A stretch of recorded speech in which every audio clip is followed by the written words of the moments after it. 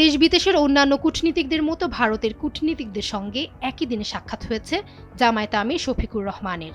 এখানে গোপনীয়তার কিছু নেই। ভারতের সঙ্গে তার গোপন বৈঠকের বিষয়টি বিভ্রান্তিকর, এমনটাই জানিয়েছেন জামায়াতে আমির শফিকুর রহমান। জামায়াতে আমির আন্তর্জাতিক মিডিয়া রয়টার্সকে গতকাল এক সাক্ষাৎকার দিয়েছিলেন। সেই সাক্ষাৎকার প্রকাশের পর বিভিন্ন গণমাধ্যমে ছড়িয়ে পড়ে তিনি ভারতের সঙ্গে গোপন বৈঠক করেছেন।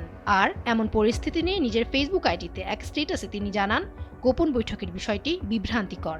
বিষয়টি সমর্থন জানিয়ে জাতীয় নাগরিক পার্টি এনসিপির উত্তরাঞ্চলের মুখ্য সংগঠক সার্জিস আলমও ফেসবুকে একটি স্ট্যাটাস দিয়েছেন। নিজের ভেরিফাইড ফেসবুক আইডির স্ট্যাটাসে শফিকুর রহমান জানান, রয়টার্সের সেই সাক্ষাৎকারে তিনি জানিয়েছিলেন গত বছরের মাঝামাঝি সময় তিনি অসুস্থ ছিলেন। চিকিৎসা শেষে যখন বাসায় ফেরেন তখন দেশ বিদেশের অনেকে তার সঙ্গে সাক্ষাৎ করতে আসেন। অন্যান্য দেশের সম্মানিত কূটনীতিক বৃন্দ যেমন এসেছেন, তেমনি তখন ভারতের দুজন কূটনীতিকও তাকে দেখতে তার বাসায় এসেছিলেন। অন্যান্যদের মতো তাদের সঙ্গেও তার কথা হয়েছে।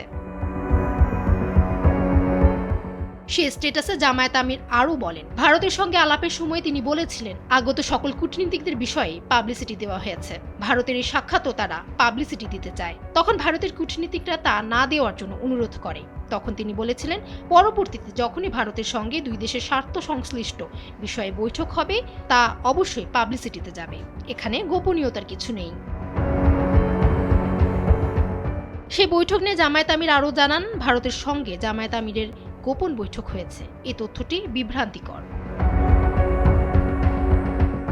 অন্যদিকে এই বৈঠক নিয়ে সার্জিস আলম তার ফেসবুক স্ট্যাটাসে লেখেন, জামায়াতে আমিরের সাথে ভারতীয় দুই কূটনীতিক বৈঠক করেন এবং সেই তথ্য পাবলিকলি না জানানোর কথা বলেন। জামায়াতে আমির প্রতি উত্তরে বলেন, দুই দেশের স্বার্থ সংশ্লিষ্ট বিষয়ে আলোচনা হতেই পারে, এখানে গোপনীয়তার কিছু নেই এবং পরবর্তীতে আলোচনা হলে পাবলিকলি হতে হবে। এই তথ্য জামায়াতে আমির নিজেই সংবাদ সংস্থা রয়টার্সকে জানান।